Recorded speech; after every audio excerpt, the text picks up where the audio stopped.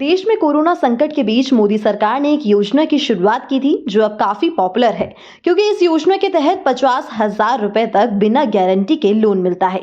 ये स्कीम खासकर उन लोगों के लिए है जो छोटे मोटे रोजगार करते हैं, लेकिन किसी कारणवश वो अपना कारोबार दोबारा शुरू नहीं कर पा रहे हैं या फिर नए सिरे से कोई छोटा बिजनेस करना चाहते हैं। इस सरकारी योजना का नाम पीएम स्वनिधि योजना है। ये स्कीम खास तौर पर रेहड़ी पटरी वालों के लिए है, जिनका रोजगार कोरोना महामारी के दौरान बुरी तरह से चौपट हो गया था। ऐसे में लोगों की मदद के लिए सरकार ने पीएम स्वनिधि योजना की शुरुआत की थी, लेकिन योजना की सफलता को देखते हुए सरकार ने इसका दायरा बढ़ा दिया है। इस स्कीम के तहत सरकार रोजगार की शुरुआत के लिए बिना किसी गारंटी के लोन दे रही है।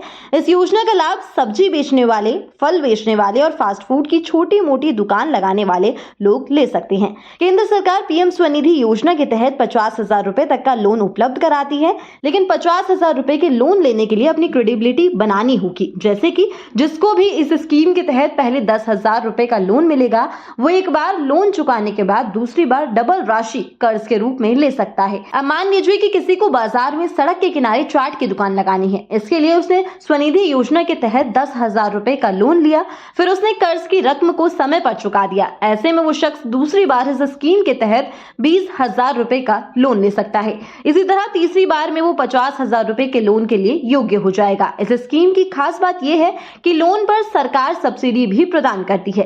इस स्कीम के तहत लोन लेने के लिए किसी भी तरह की गारंटी की जरूरत नहीं पड़ती है।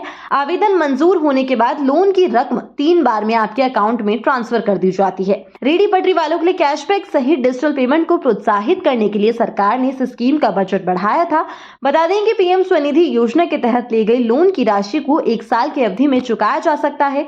हर महीने किश्तों में लोन की राशि को चुका सकते हैं और पीएम स्वनिधि का लाभ पाने के लिए आवेदक के पास आधार कार्ड होना जरूरी है और पीएम स्वनिधि योजना के तहत लोन के लिए किसी भी सरकारी बैंक में आवेदन किया जा सकता है।